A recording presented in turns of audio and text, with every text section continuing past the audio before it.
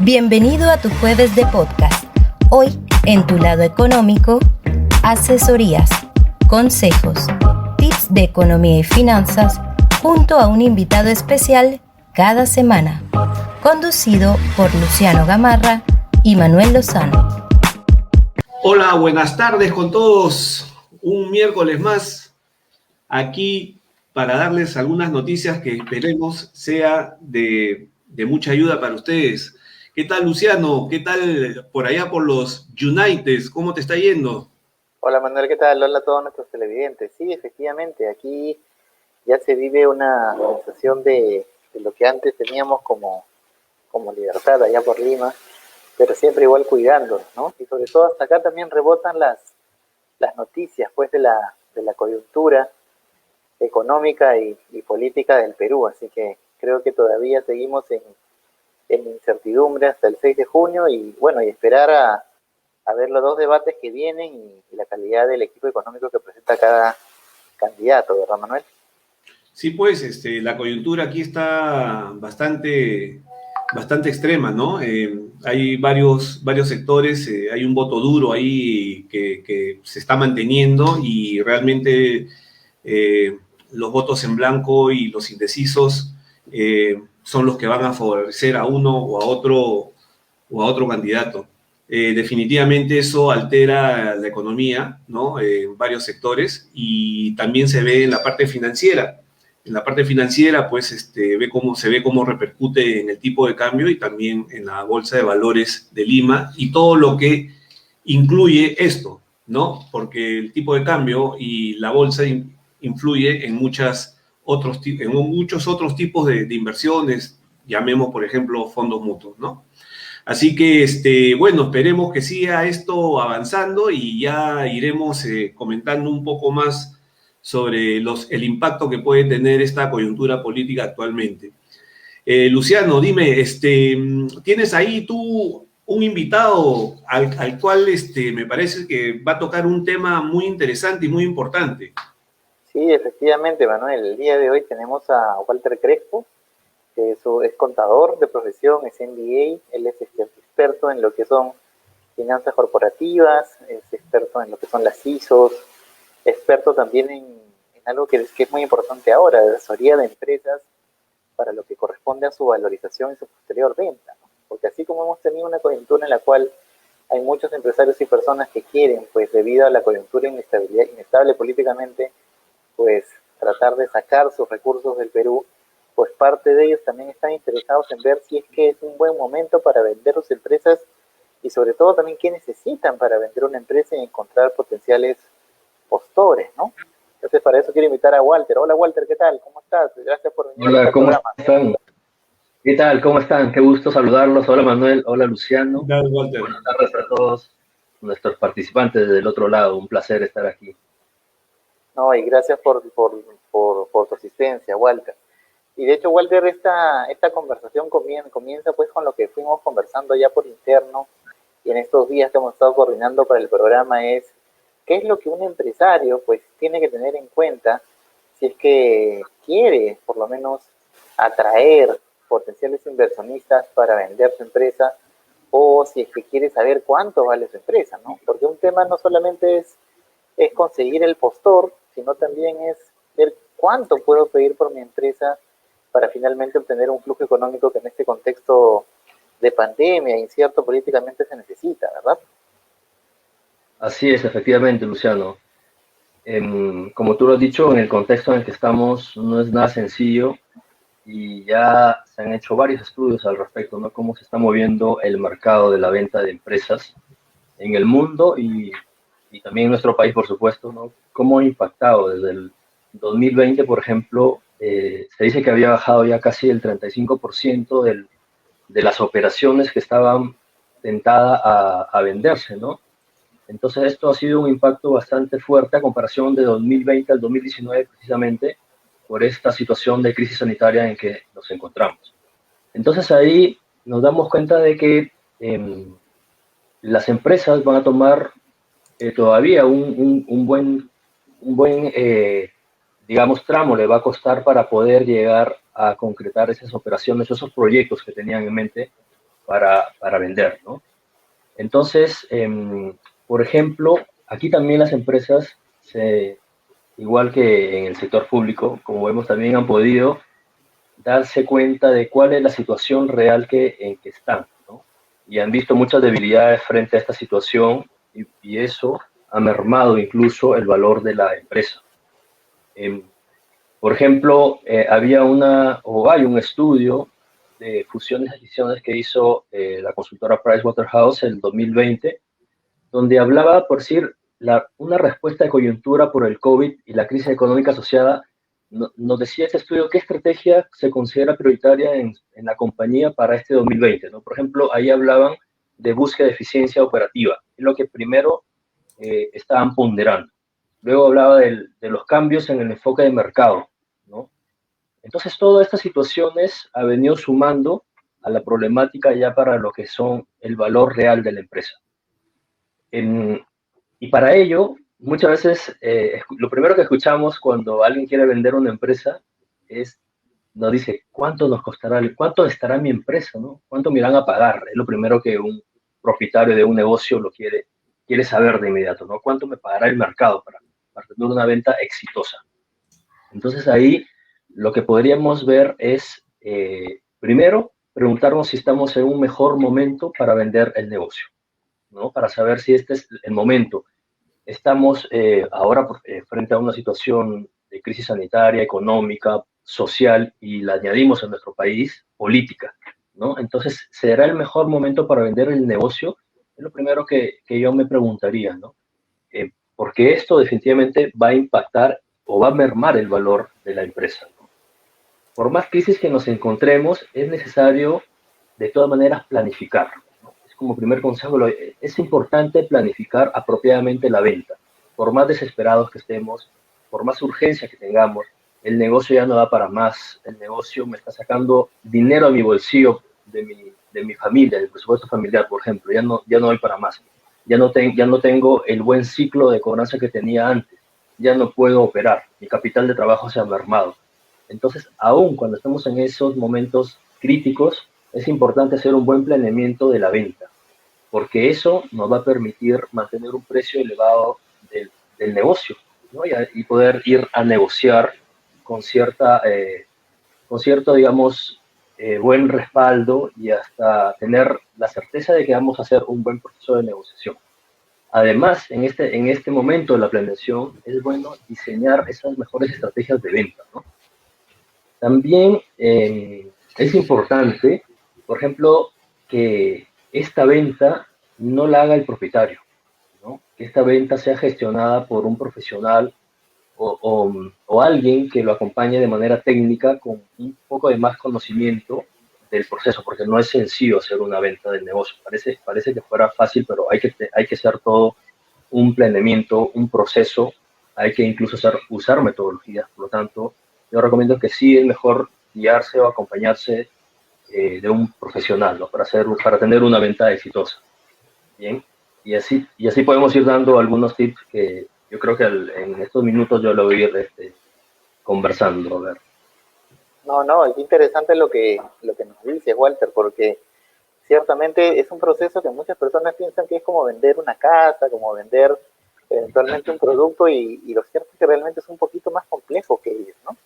Y da la curiosidad que inclusive en estos tiempos de pandemia, en donde muchas personas pensarían, oye, en este momento de pandemia, donde todo es incertidumbre, pues, ¿quién va a comprar mi empresa? ¿O quién está pensando en comprar? Pues, yo creo que justamente en estos momentos de riesgo es donde existen también más oportunidades para las personas, ¿no?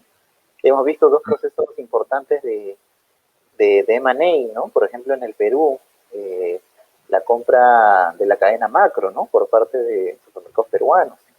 Y a nivel internacional también hemos visto, por ejemplo, las fusiones de Discovery, ¿no? con AT&T, ¿no? Para brindar servicios de streaming. Entonces, yo creo que estos procedimientos de M&A no se han detenido por parte de la pandemia, y justamente lo que yo entiendo que tienen, o lo que se valora al momento de justamente comprar a una empresa, es justamente el valor estimado de retorno, ¿no?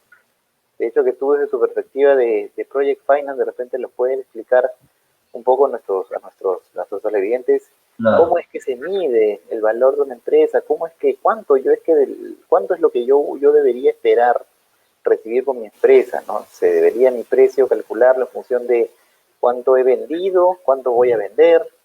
Si, por ejemplo, tengo una marca registrada en Indecopy, influye en el valor de mi venta, ¿no? ¿Cómo normalmente, cuáles son las variables que yo debería tener en cuenta para también saber el valor, ¿no? Por supuesto, sí, definitivamente. Mira, antes de llegar al valor más aproximado, casi cercano, real del negocio, es importante también ubicar compradores estratégicos, ¿no? ¿Por qué? Porque los principales compradores estratégicos que tú vas a ubicar van a estar a tu alrededor, ¿no? Van a ser, por ejemplo, tus competidores. Aunque a veces es difícil que un propietario o que los accionistas vendan a su competencia. A veces es un poco difícil, es hasta una decisión sentimental, diría yo, ¿no? Pero es necesario tomar en cuenta a los competidores. Ellos son tus potenciales compradores estratégicos, ¿no? También aquellas empresas, aquellos inversionistas que están con ganas de diversificar, ¿no? Aquellos que quieren expandirse rápidamente también son otros potenciales. Y esto va a servir porque estos potenciales compradores, fíjate, van a dar un mejor valor al negocio, van a apreciar por el precio que tú estás pidiendo, ¿ok? Ellos no van a empezar a regatearte, digamos, ¿no? Si tú le agregas algo más que le pueda generar valor, si tienes un buen sistema de gestión operativa, ¿no? Y además un sistema apropiado, óptimo, financieramente hablando, entonces el valor no lo vas a mermar, porque ya estás yendo con un factor, con una ventaja que vas a poder tener, como se dice, un as bajo tu manga para poder negociar con mayor ventaja, ¿no? Entonces, estos compradores, la idea es que sean diversos, además, ¿para qué? Para que obtengas una mejor decisión al momento de vender, para que haya un abanico de opciones, ¿no? Eso es importante, que generes competencia al momento de vender. Y ahora sí, con la pregunta que me hacías respecto a la valoración, em, es importante ahí ver cómo es la capacidad operativa del negocio, ¿no? Cómo es la capacidad operativa, la capacidad financiera, cuánto está generando de flujos, porque al momento de ello ya vamos a utilizar diferentes metodologías para poder aplicar un proceso exitoso de valoración financiera. Metodologías que van desde los mismos estados financieros, llámese el estado de situación, del balance, del estado de resultados, metodología que van desde el free cash flow, por ejemplo, el flujo de caja libre también. Otros se utiliza una metodología del EBITDA. Entonces depende del negocio en que te encuentres para utilizar un buen método, ¿no? Y además el método, tenemos que utilizar por lo menos un par de métodos para hacer un comparativo, cuando menos 2 o 3, ¿no? Para saber si el resultado se está acercando al monto que tú estás intentando llegar. No debería, en teoría, haber mucha diferencia entre un método y otro, y debería ser comparado, ¿no? Podrías compararlo para que puedas tú así estar con la certeza de que ese es el mejor método que estás escogiendo, o que estás o que estás haciendo una valorización técnicamente bien consistente, ¿no? Entonces depende de la metodología que se tenga que hacer. Bien. Otro tip, digamos, sería importante también preparar información de impacto. Información de impacto para el futuro comprador. ¿Ok? ¿Qué significa esta información de impacto? Ir, digamos, a entregar los mejores indicadores que tengas en el negocio, pero eso sí, esta información tiene que ser transparente, tiene que ser confiable. En ningún momento es bueno que tú le des un indicador, digamos, sobrevalorando el negocio, ¿no? Porque naturalmente que esta información tú la vas a poder corroborar como comprador cuando hagas el due diligence, ¿no? Cuando haces el due diligence, ahí te vas a enterar si ha habido alguna mentira, digamos, alguna información que no es tan transparente, o también si hay alguna contingencia abierta, ¿no? Principalmente esto les digo a las pequeñas y medianas empresas, ¿no? Que son los que a veces sufren o adolecen de hacer un mecanismo apropiado para la venta de una empresa, ¿no?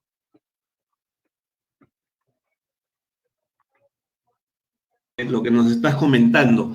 Pero también creo que acá en el Perú el sector informal, ¿no? Es muy amplio, ¿no? Es bastante amplio y no tienen a veces los sistemas contables, como estabas tú comentando, o los sistemas operativos, o los canales comerciales, ¿no? Desarrollados como debería ser una empresa, y algunos de ellos quisieran vender el negocio o traspasar el negocio, como también se conoce, ¿no? ¿Qué Claro. dificultades puedes ver en la informalidad al querer traspasar o vender un negocio? ¿Cuáles son las principales dificultades de acuerdo a tu experiencia, a lo que has ya vivido? ¿Nos puedes comentar? Sí, sí, claro, con gusto. Mira, yo he visto de cerca que uno de los principales problemas que adolecen el sector que no está dentro de la formalidad, y ya sabemos que la economía peruana, y más aún ahora en la pandemia, casi el 90% de la población económicamente activa es informal, ¿no? Y esto no es ningún secreto ni nada, y más bien es una alerta para tomar decisiones desde las políticas públicas. Bien, uno de los principales factores que adolece es el orden, ¿no? El orden en los procesos, digamos, en la operatividad. Hay muchos procesos que se hacen del día a día, digamos que se hacen de manera oral, histórica, pero no se tiene un registro, no se tiene un control apropiado. Y ahí se va fugando información valiosa, se va fugando información que te permite tomar decisiones e incluso te permite valorar más al negocio, porque no llevas un control, un registro, ¿no? Por más, yo siempre le digo a mis amigos que están fuera de la norma, le digo, por más que estés fuera de la norma, y también les explico, por supuesto, los beneficios de la formalización, por más que esté fuera de la norma, no te hace que te excluyas de llevar un control, ¿no? Que te excluya de llevar un control.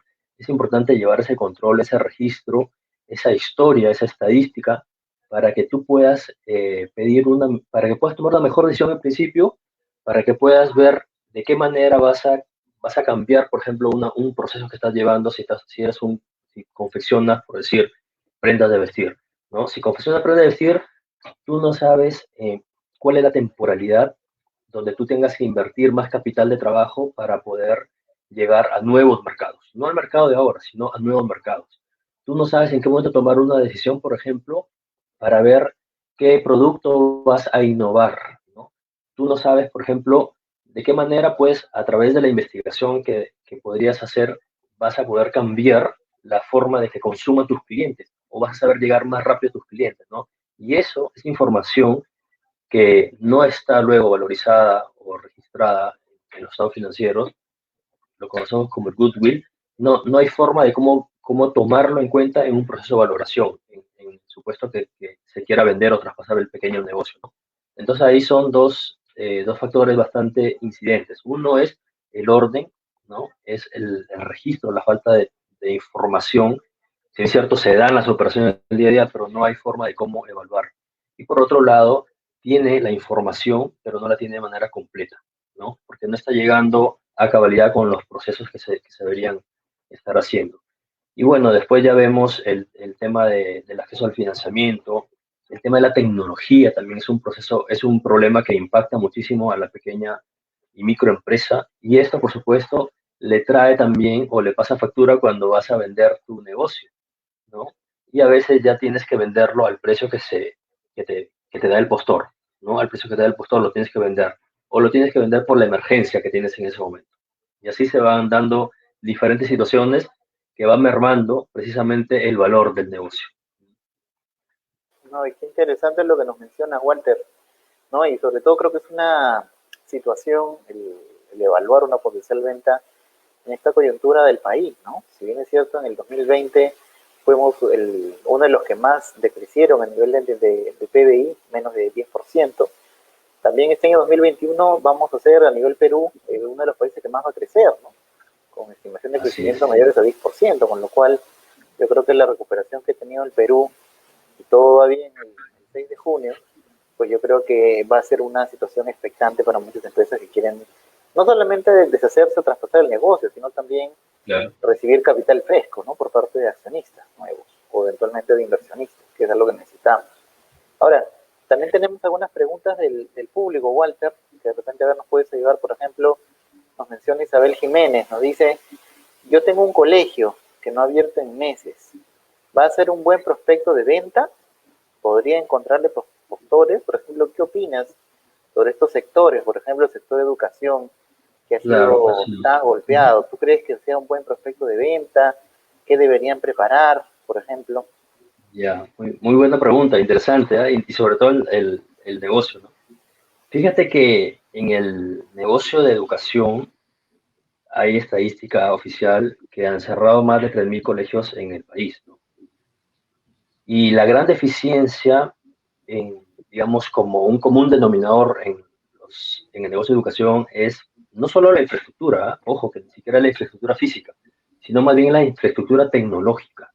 Ese es el gran problema que ha pasado el sector de educación y muchos no han podido responder de manera así rápida a este contexto en que nos encontramos. ¿Por qué? Porque la pandemia vimos que nos agarró así, de golpe, a todos, ¿no? A todos, negocios y personas naturales. Entonces, la educación, este problema le ha pasado factura de inmediato. Muchos han tenido que cerrar, no se han adecuado.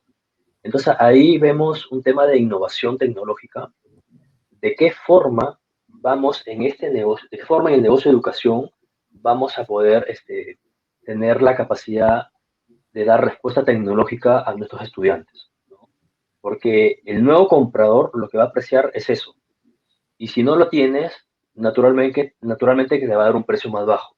Porque la primera inversión que va a hacer el nuevo comprador son las plataformas tecnológicas para que pueda seguir operando, ¿no?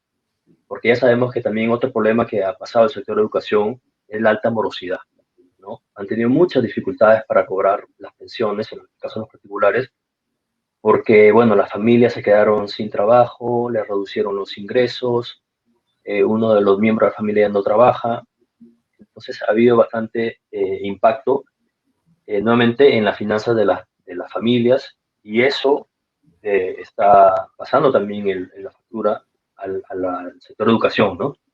Pero lo que sí les aconsejo es que si quieren vender un negocio de educación que sea bien apreciado, reducir esa cartera de morosidad o ver por lo menos alguna estrategia de cómo ir reduciendo esa cartera de morosidad o puedes venderla. Luego, también, fíjate como meta implementar algún sistema tecnológico o algo cercano a ello, ¿no? Como para ya ir dando buenas señales al comprador de que ya has tenido esta iniciativa, has tomado esa decisión y por lo tanto el mercado ya te ha ido respondiendo, ya se han ido reactivando, la cartera que habías perdido ya está recuperando, ¿no? Es decir, tus estudiantes. ¿Mm? Sí, mira, aquí Walter, también tenemos un par de preguntas que me parecen súper interesantes. No sé si tendrá que ver un poco con el tema, pero ambas están relacionadas porque tienen que ver con el sector construcción, ¿no? Una persona pregunta, Zaida Valdés, pregunta, ¿será buena opción invertir en compra-venta de terrenos ahora? Esa es una pregunta, pero voy a pasar a la otra porque creo que está muy relacionada. Dice, ¿cómo se proyecta el sector construcción?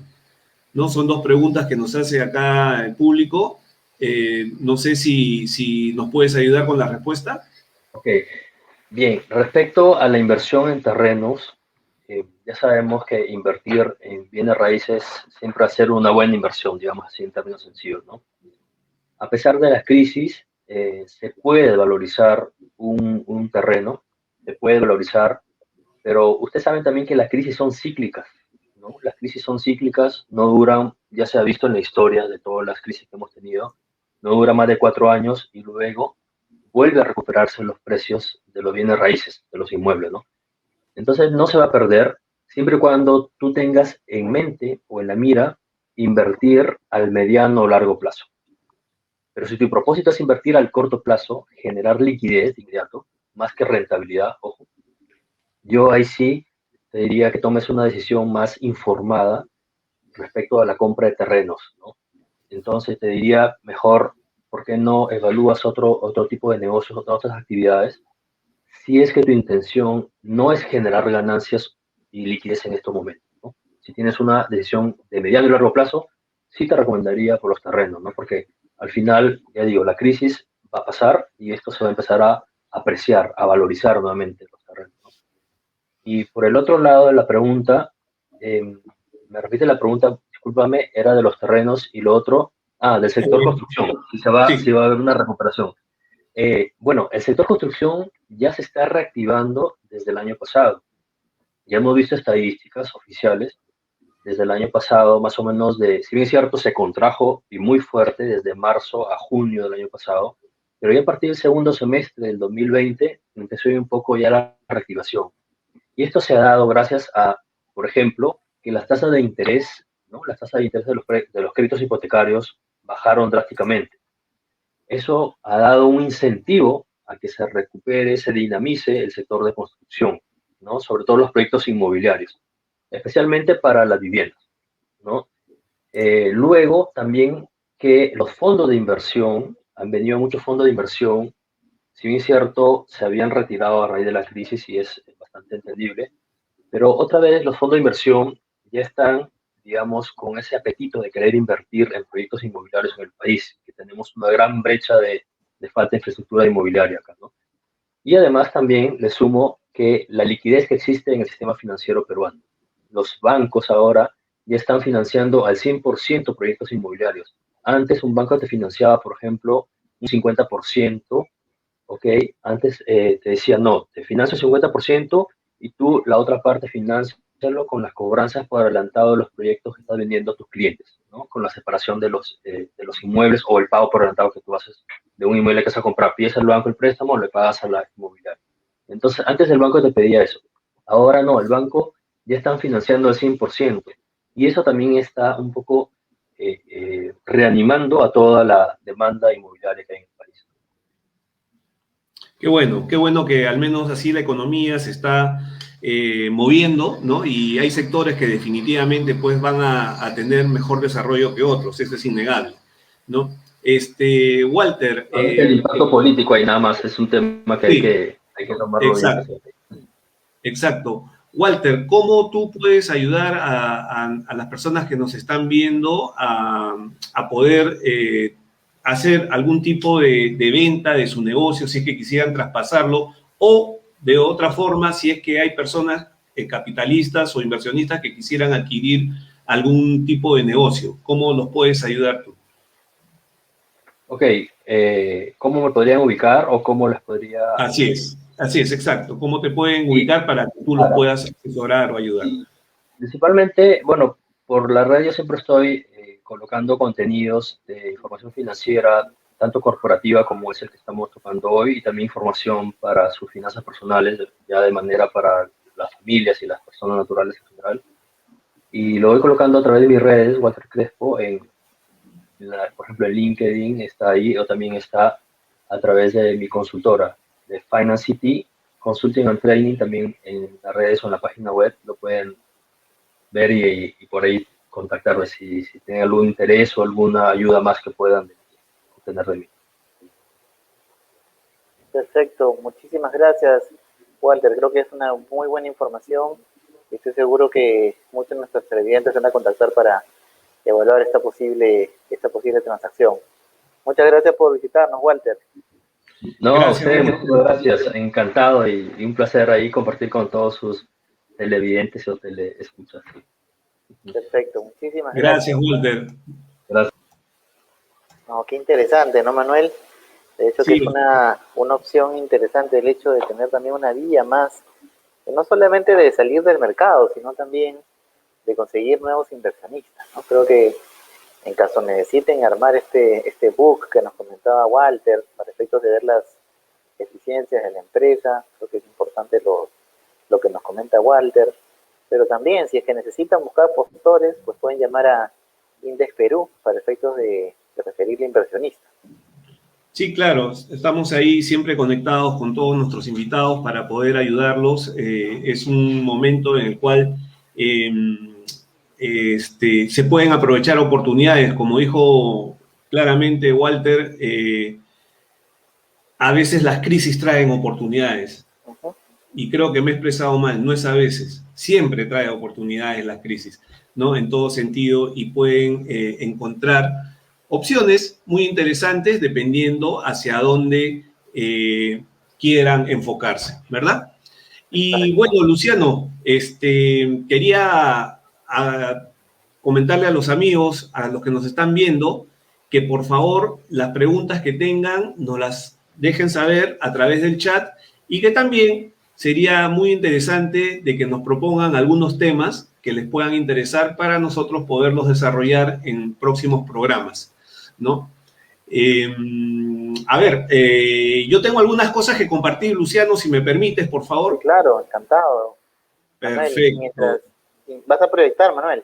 Sí, hacen unas pequeñas láminas ahí que me parece interesante, de noticias y algunas otras cositas.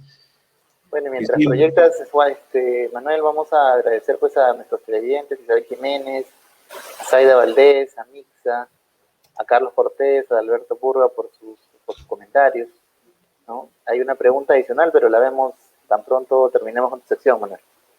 Ya, perfecto. Simplemente, si me puedes confirmar si se nota ahí la presentación. Excelente. Ya, perfecto. Quiero primero proyectar 3 noticias que me parece son preguntas que me han estado haciendo constantemente en las últimas semanas y simplemente quiero aclarar lo siguiente. En el caso de las criptomonedas, un ratito. Ahí está. Esta gráfica es una gráfica del Bitcoin, ¿no?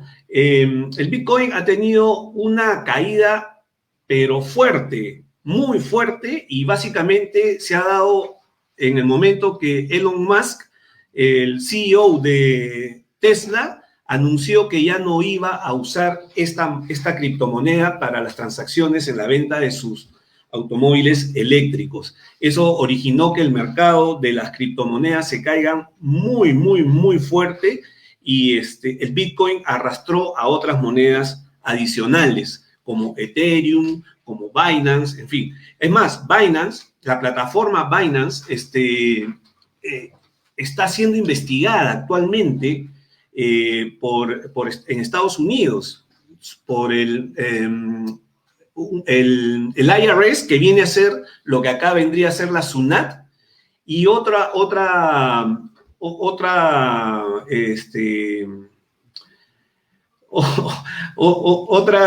caramba, se me fue la palabra, entidad del Estado que también los están investigando por lavado de activos. Entonces, ojo con esto, yo lo he venido comentando constantemente en otros programas de que las criptomonedas no tienen un fundamento de inversión, no lo tienen. Si quieren comprar criptomonedas, de verdad, y no lo digo en tono de broma, compren, pero para divertirse un rato, para que vean desde su celular cómo va, sube o baja, pero la verdad que no es un producto de inversión las criptomonedas, ¿no? ¿Cuánta gente puede haber entrado hace una semana a precios muy altos y ahorita están sufriendo? Porque la caída ha sido muy, muy, muy fuerte, ¿ya? Entonces, ojo con eso. Antes de invertir, piensen bien, señores. Otra noticia interesante es el tipo de cambio. El tipo de cambio el día ayer cerró en 3.7420, ha venido subiendo los últimos días. Hoy, de acuerdo al BCR, cerró en 3.7460, lo que ha hecho una variación mínima entre ayer y hoy, y la variación acumulada, que viene desde comienzos de año hasta ahora, está en 3.51. Y acá sí quería mostrarles, vean, este es desde enero hasta el día de hoy, desde el 1 de enero hasta el día de hoy, cómo es la variación acumulada. Ustedes saben lo que pasó en Chile el día que el domingo pasado, ahorita nomás, ganó para la Constitución el comunismo. Bueno, en un solo día el tipo de cambio subió 2.30, ¿no? Frente a la moneda chilena, 2.30 en un solo día. La bolsa de valores de Chile tuvo una de sus peores caídas en su historia. Cayó más del 8% en algún momento de la jornada del día lunes, llegó a estar cerca de 10% la caída, ¿no? Entonces, terrible lo que pasó. Y acá estamos también viendo un tema de lo que podría pasar si es que las reglas o las noticias, o mejor diría yo, las reglas de juego del próximo gobernante no son claras. Podríamos tener también ciertas cosas bien complicadas con el tipo de cambio, con la bolsa de valores. Eso impacta en los fondos mutuos, impacta en muchas cosas, en varios sectores económicos. Entonces, ojo con eso, a tomar precauciones ante una posible eventualidad de que el partido de Pedro Castillo suba, que como sabemos todos, esto no es una apreciación personal, sino que él lo está comunicando y lo comunica todos los días, estuviese pensando poner su plan de acción a trabajar en el Perú, ¿no? Entonces, pero quería mostrarle esto cómo venía el tipo de cambio. Y la otra noticia es la AFP. Ya muchas personas están comenzando a buscar información de cómo van a hacer para retirar su AFP. Bueno, hoy día salió que a partir del 27 de mayo se empiezan a recibir las solicitudes de retiro, ¿ya? Y de ahí, la AFP tiene 30 días para poder hacer el primer desembolso. El primer desembolso es de una UIT, ¿no? Que equivale a 4.400. El segundo desembolso, el segundo retiro es 30 días posteriores al primero, también de una OIT, y el tercer desembolso es los últimos 30 días. O sea, en 90 días tienen realmente que pueden las AFPs entregar. Acá sí no aplican los que están en el sistema REJA, ¿no? El retiro anticipado, ¿no? La jubilación, retiro por jubilación anticipada, no podrán retirar porque ellos tienen otro mecanismo para poder retirar el dinero hasta el 95.5% de lo que tienen en la AFP, ¿no? Entonces, otra noticia también a tener en cuenta, esto se dio hoy día y salió en las noticias desde la mañana. Otra cosita interesante es, ¿qué hago con mi CTS? ¿Qué hago? Definitivamente, y he estado viendo con mucha preocupación, he estado estos 2 días teniendo mucha relación en la calle, he estado haciendo muchos trámites bancarios y he estado viendo a personas que están haciendo retiros de su CTS y ojalá sea para que le den un buen uso, ¿no? De verdad. Pero por ahí encontré a un señor que iba con sus 2 nietecitos y quería, te voy a regalar. Entonces, no vayan a cometer errores. La pandemia nos ha dejado una lección. Por favor, ahorren. Este virus que ha venido, por más que nos estén vacunando, no se va a ir. Ha venido a quedarse tal cual convivimos con la gripe. La diferencia es que este virus sí mata, ¿no? Entonces, pueden haber más crisis, podrían. Entonces, es bueno, es saludable que tengan un plan de ahorro. La CTS justamente es la compensación por tiempo de servicio para cuando una persona se queda sin trabajo. Bueno, debido a la pandemia, el gobierno, a través del, mejor dicho, el Congreso, aprobó la ley para que sea el retiro, pero no es, por favor, para gastárselo, ¿no? Paguen sus deudas si tienen que pagar y ahorren si es que tienen que ahorrar, ¿no? Entonces, ¿qué hago con mi CTS? Definitivamente ahorrar o pagar deudas o planificar mi actividad financiera. Entonces, no quiero que a mí ver gente que esté así después, ¿no? Mirando la billetera a ver si cae algo, porque realmente el dinero se va muy rápido, se va rapidísimo. A mí lo que me gustaría es ver gente así, que fueron inteligentes, tuvieron oportunidad de poder colocar su dinero y justamente bajo ese esquema puse dentro de la publicidad que iba a ser una corrida o una simulación de qué pasaría si yo invierto dólares o qué pasaría si yo invierto soles en un tipo de producto que es lo más parecido a una CTS, que es administrado por una empresa financiera que tiene 30 años ya de fundación y que ha venido demostrando esta empresa, que es regulada y supervisada por las 2 superintendencias, la Superintendencia de Mercado de Valores y la Superintendencia de Banca y Seguros, ¿no? Han demostrado en todo este tiempo que tienen una solvencia económica y financiera muy fuerte, ¿no? Entonces, por ejemplo, vayamos a este caso, inversión en dólares. Estos son los plazos a 1 año, bueno, también hay 1 año y medio, puede ser una posibilidad, a 2 años, a 3 años, a 5 años. Y acá ustedes ven las tasas, ¿no? A 1 año está en 6.25 en dólares y a 5 años está 8.25 por año. Entonces, ¿qué pasaría si bajo estas tasas, yo escojo lo siguiente. Si tengo $20,000, ¿y por qué he escogido el número de $20,000? Porque en promedio, digamos, se podría decir que el retiro de las CTS ha estado en ese valor porque, como sabemos, la CTS se ha venido retirando en porciones en el tiempo, ¿no? Para justamente ayudar a los trabajadores. Pero ¿qué pasaría si yo coloco esos $20,000 a un año? En un año, mis intereses serían $1,265. Ahora, ¿qué pasa si lo pongo a 2 años? Haciendo retiros anuales, por si acaso, haciendo que cada año retiro mis intereses. En este caso, si yo retiro el primer año y retiro el segundo año, si yo sumo esos dos retiros, darían $2,763. El mismo caso a 3 años, serían $4,557, y si fueran a 5 años, y yo retiro mis intereses una vez al año, sumando esos retiros me daría 8,032. Eso, lo de los retiros, es optativo, porque si quiere el cliente, quiere retirar, no en un año, sino en 6 meses, en 3 meses o en 2 meses, en fin, esto se hace personalizado, ¿no? Ese es en el caso de dólares. Y en el caso de soles, estas son las tasas, a un año, año y medio, 2 años, 3 años, 5 años, siendo a un año 7,25 y a 5 años 8,75.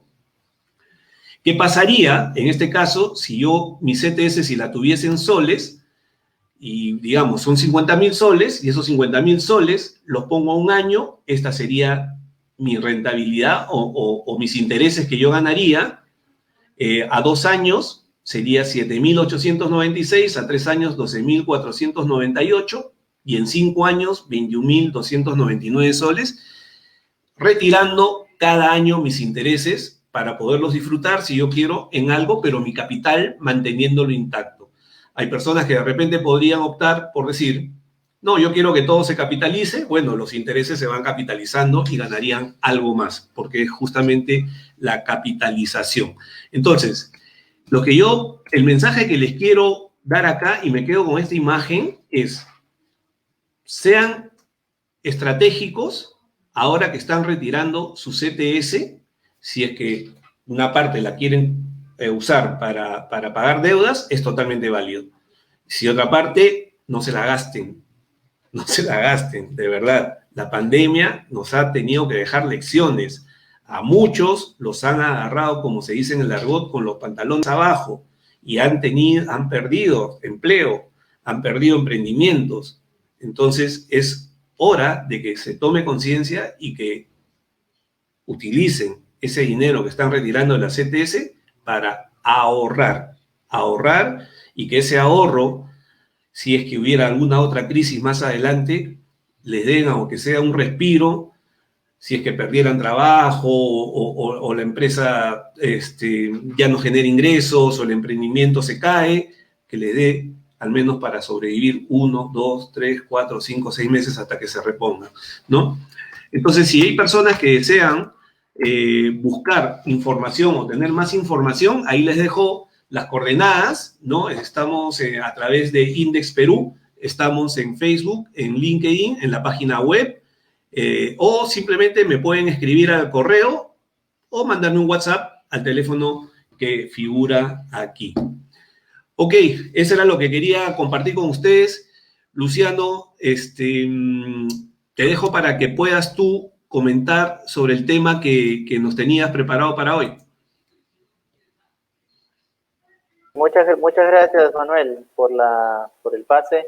Antes de comenzar por esta última sección, quiero también agradecer algunas preguntas que nos quedaron en el chat. Por ejemplo, una pregunta de Carlos Cortés.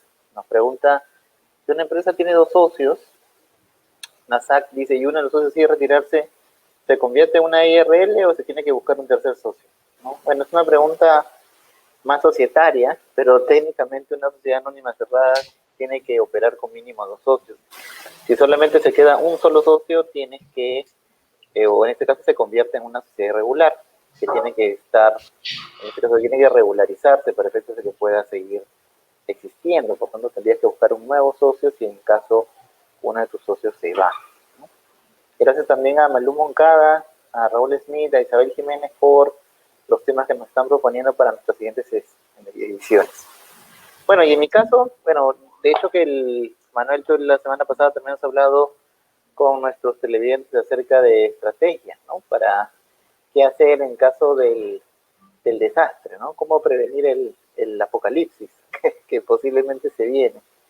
Entonces, yo un poquito lo que quiero conversar con los televidentes es un poquito también compartir algunas claves adicionales acerca de esto que se llama el cómo hacer un plan B, ¿no? Cómo tomar un nuevo rumbo en nuestra vida personal y empresarial en caso que ocurra lo peor, ¿no? Que obviamente nadie quisiera.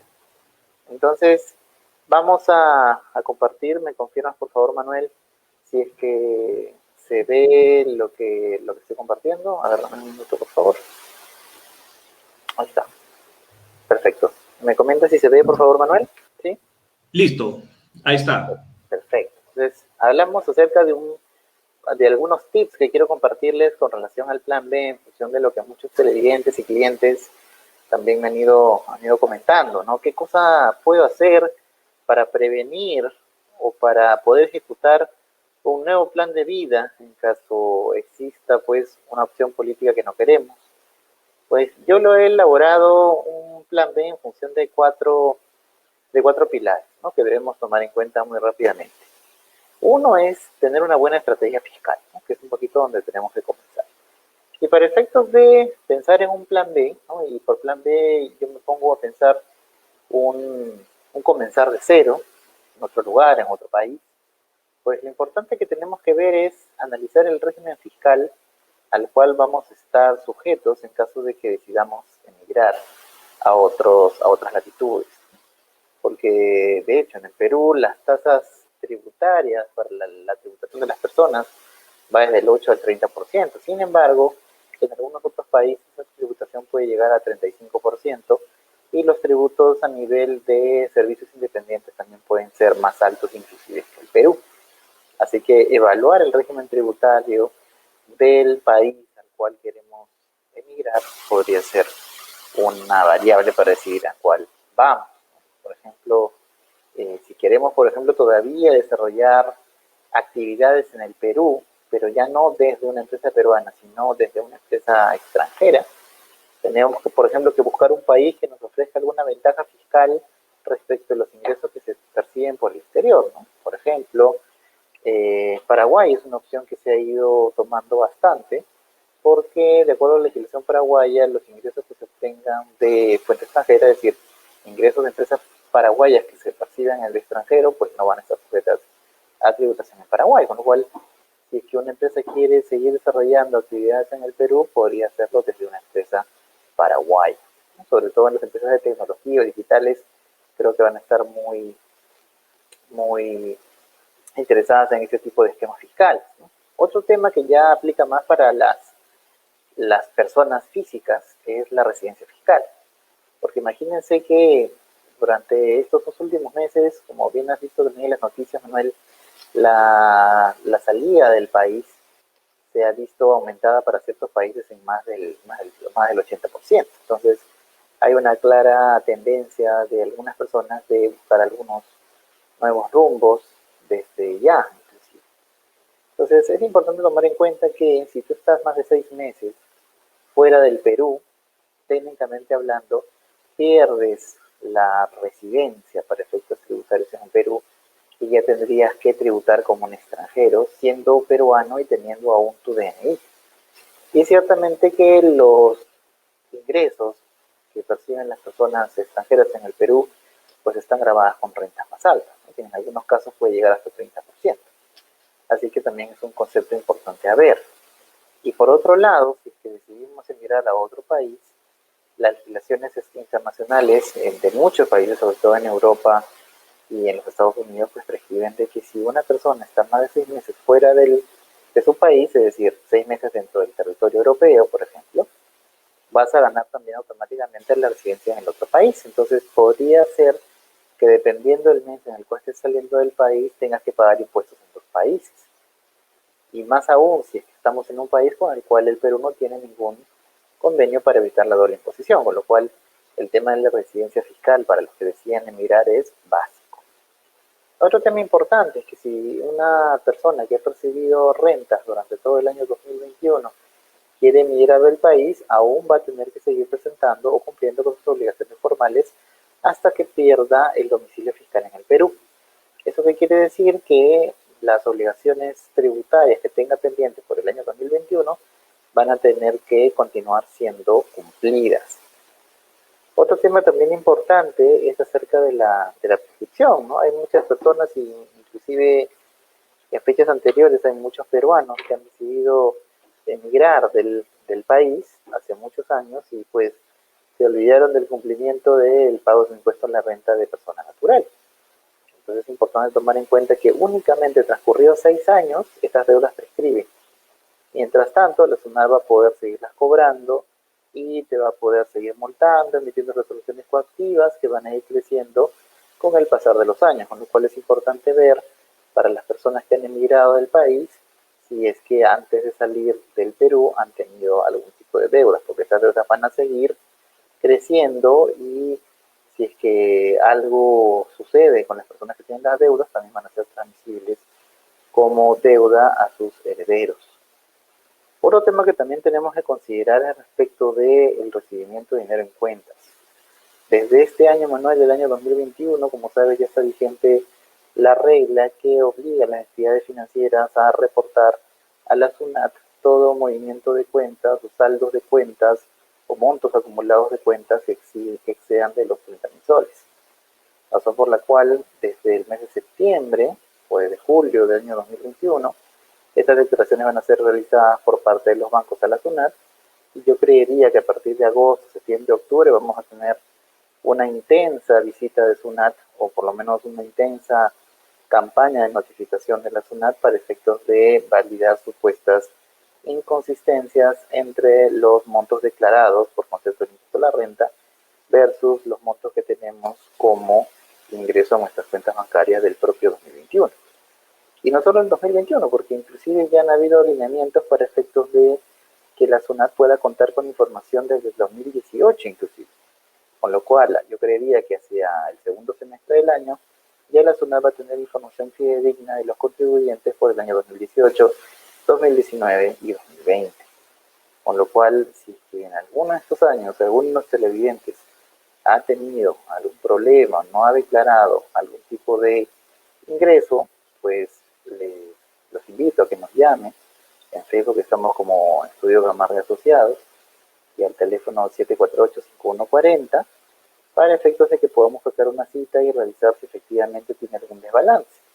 Porque recuerden que si es que ustedes deciden regularizar sus impuestos emitidos antes de que la SUNAT se los indique, pues van a tener las mayores rebajas a nivel de multas y van a tener la posibilidad de planificar mejor cualquier tipo de visita de forma anticipada. Y finalmente, otro tema importante para aquellas personas que decidan emigrar del país es el intercambio automático de información. ¿Qué significa esto? Que si nosotros decidimos emigrar del país y obtenemos la residencia fiscal en otra jurisdicción, eso significa que vamos a tener que tributar en este nuevo país. Pero no solamente respecto de todos los ingresos que obtengamos en ese país, sino también de todos los ingresos que obtengamos en cualquier parte del mundo, incluyendo el Perú. Entonces tenemos que desde este año también, desde el 2021, el Perú tiene suscritos convenios de intercambios automáticos de información, que significa que si es que alguna autoridad tributaria europea o estadounidense decide solicitar información de peruanos para efectos de ver si han tenido algún tipo de omisión tributaria en el extranjero, pues el Perú tiene la obligación de transmitir esta información bancaria de forma automática. Con lo cual es importante tener la casa arreglada, yo creo, por el año 2021, si la idea es emigrar del país. Con Estados Unidos todavía tenemos un poquito de letargo porque no tenemos todavía un convenio de intercambio automático de información. Sin embargo, los bancos siempre tienen a buen recaudo pues firmar cláusulas FATCA para efectos de controlar si efectivamente existe algún tipo de emisión tributaria para los residentes en los Estados Unidos. Así que son algunos temas fiscales que quería compartir con nuestros televidentes para efectos de que lo tomen en cuenta en un futuro plan B. Y es un poquito lo que teníamos para compartir, Manuel. Sí, exacto. Y bueno, comentarles también que dentro del plan B, en la parte ya de inversiones netamente, eh, hay opciones para que las personas puedan, si quisieran de alguna manera resguardar su patrimonio líquido, lo pueden hacer. Definitivamente el mercado americano es un mercado con una regulación bastante fuerte, con una regulación que ha aprendido mucho en el tiempo.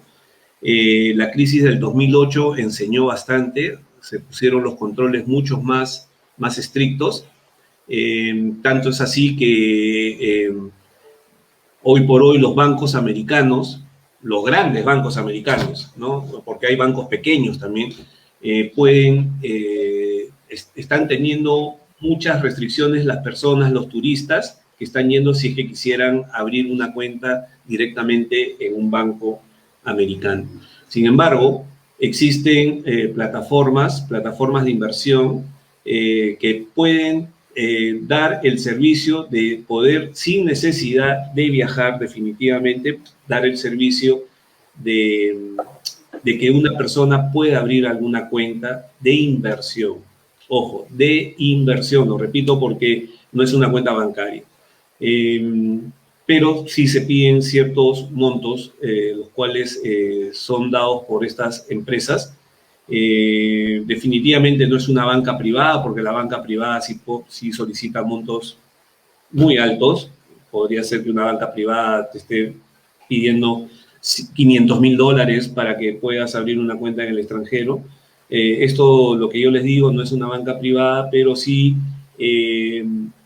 son montos también que no se pueden abrir con montos menores de $30,000, ¿no? Son montos de 30,000 para arriba, 40,000, 50,000, en fin, ese tipo de montos. Y a través de estas plataformas uno tiene un mundo muy interesante para colocar su dinero en inversiones, de tal manera que puedan hacer un portafolio muy interesante dependiendo de lo que busque el cliente. Hay clientes, por ejemplo, que son muy activos en comprar acciones, y ahí viene una parte que justamente es la que estabas tú hablando, Luciano. Las acciones no solamente crecen por el valor de mercado, sino también muchas de ellas reciben dividendos, ¿no? En Estados Unidos, cuando uno compra acciones, las acciones comunes, y estas acciones pagan dividendos, Estados Unidos automáticamente cobra el impuesto, que viene a ser el IRS allá, ¿no? La oficina de tributos en Estados Unidos, cobra inmediatamente. La pregunta es, Luciano, si esta acción que pagó el dividendo y el IRS cobró o retuvo el impuesto, que es 30% o por ahí, necesariamente ese dividendo también acá en Perú tendrían que pagar un impuesto, o ya, porque ya habría un doble impuesto, ¿no? Sí, efectivamente, Manuel. Bueno, lo cierto es que no tenemos todavía un convenio para evitar la doble imposición con los Estados Unidos. De hecho, hay muchos países que sí lo tienen, y de hecho que Estados Unidos es sumamente protector de sus tributos con relación a las operaciones que se hagan en su territorio. Pero sin embargo, si es que hemos sufrido algún tipo de retención o withholding tax por parte del IRS aquí en los Estados Unidos, es posible que el Perú aplique una sección de la ley del impuesto a la renta, que es la de que concederte un crédito por estas retenciones realizadas en el extranjero, siempre y cuando no excedan de la tasa media que tenemos en el Perú para la distribución de dividendos, ¿no? Que es el 5%. Entonces, dependiendo del caso, si es que tuvieran una retención por parte de los dividendos obtenidos en el extranjero, podrías optar por un crédito tributario, ¿no? Perfecto. Entonces, continuando con este tema, y antes de salir de las acciones también definitivamente crecen por el precio. Yo puedo comprar una acción, por ejemplo, a $10, y de repente esa acción sube a $30, y a la hora que vendo tengo una ganancia de capital. Definitivamente el gobierno americano en ese caso sí no va a retener ningún impuesto, porque para eso uno firma un documento cuando abre estas cuentas, en cual se le indica al IRS en Estados Unidos de que no es residente americano, de que no tiene la nacionalidad americana, y por lo tanto, las ganancias de capital que tenga no están afectados a impuestos en Estados Unidos. Sin embargo, en Perú sí, siempre y cuando estas inversiones se declaren. ¿A qué porcentaje es el que se pagaría en esos casos aquí en el Perú si es que se declararan esas inversiones que han tenido ganancia, Luciano? Debería ser del 5%, ¿no? Si es que son ciudadanos peruanos. Aquí en el Perú. Sí. Ya, correcto. Ok. Y bueno, y siguiendo con eso, hay personas que pueden estar invirtiendo en ETFs, que son los fondos son un tipo de fondos. Ahora, estos fondos, hay fondos que están domiciliados en Estados Unidos y hay fondos que están domiciliados fuera de Estados Unidos, ¿no? Entonces, la parte impositiva es diferente, pero definitivamente los fondos que están domiciliados fuera de Estados Unidos tienen una ventaja impositiva muy interesante que puede ser beneficioso e impacta positivamente en la rentabilidad de los clientes.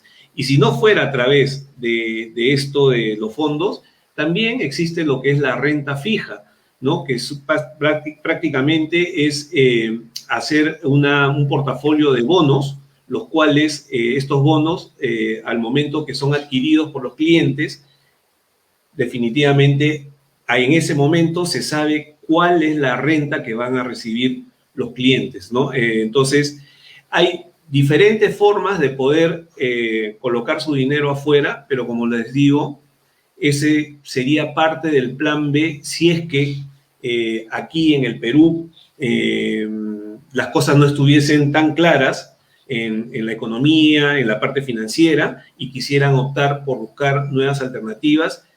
Existen plataformas, nuevamente, que sí se pueden acceder para que puedan abrir cuentas no bancarias, repito, sino cuentas de inversión.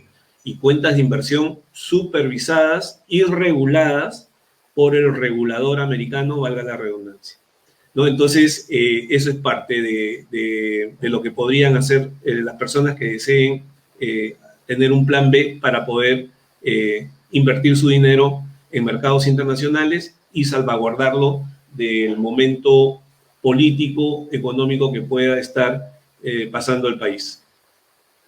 Sí, exactamente, ¿no? Y creo que es una buena época para evaluar inversiones y sobre todo tener la mejor información de Index Perú para saber exactamente dónde invertir y dónde ganar más rentabilidad de forma segura, ¿verdad, Manuel?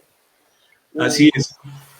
Luciano, tú estás en Estados Unidos, no sé si habrás escuchado esta noticia, pero acá Víctor Córdoba nos pregunta: acabo de escuchar que los bancos han empezado a cobrar una detracción por mantener montos en las cuentas de ahorros por montos acumulados durante el año. ¿Podrían indicarnos cuánto es el monto anual que ya empieza a generar detracción? Bueno, no conozco exactamente de esta detracción, pero lo más probable es que sea una comisión, ¿no? Porque lo que ha pasado es que el BCR ya está aplicando lo que son las tasas máximas a los intereses. Entonces, ¿eso a qué nos va a conllevar? A que los bancos vayan a cobrar o invertirse más comisiones. Entonces, no me parecería raro de que no sea necesariamente una detracción, sino eventualmente una comisión adicional. Prometemos buscarlo para el próximo programa y responder tu pregunta, Víctor. Exacto. Bueno, no tenemos más preguntas del público, Luciano. No sé si tienes algo más que decir. Que nada más que adicionalmente al tema que hemos mencionado para efectos del plan B, también a nivel del estudio hemos asesorado a bastantes personas que quieren abrir cuentas bancarias en el extranjero, con lo cual si tienen consultas al respecto, pues encantados, pueden llamarnos para precisar cómo planificar tributariamente la salida de fondos del Perú con la mayor eficiencia fiscal, ¿no? Nuestro número es el 748-5140 y nos encuentran en el Facebook, Instagram y LinkedIn como Estudio Gamarra y Asociados, encantados de atenderlo. Perfecto, Luciano. En la parte tributaria de verdad que eres un crack. Lo has demostrado ya con muchas personas de los cuales he recibido muy, muy buenos comentarios. Por mi lado, cualquier consulta, les dejé hace un momento mis coordenadas, cualquier consulta, cualquier tipo de consulta que deseen, con todo gusto se las puedo resolver y ayudar con la información necesaria. Ok, nos despedimos. Exacto, nos despedimos hasta el próximo miércoles, y agradeciendo también a nuestros televidentes por habernos recomendado algunos temas que lo estamos viendo ya en el chat. Lo vamos a tomar en cuenta para el siguiente programa, y los animamos a que sigan haciendo comentarios para efectos de ver qué otro tema quisieran que toquemos en nuestras próximas ediciones, y que por favor compartan este video para que esta información pues se siga difundiendo a las personas que realmente lo necesitan. Perfecto. Buenas noches y muchas gracias. Gracias por estar ahí. Perfecto, buenas noches. Hasta luego. Hasta luego. Gracias por escucharnos y recuerda seguirnos en nuestras redes sociales como Estudio Gamarra y Asociados.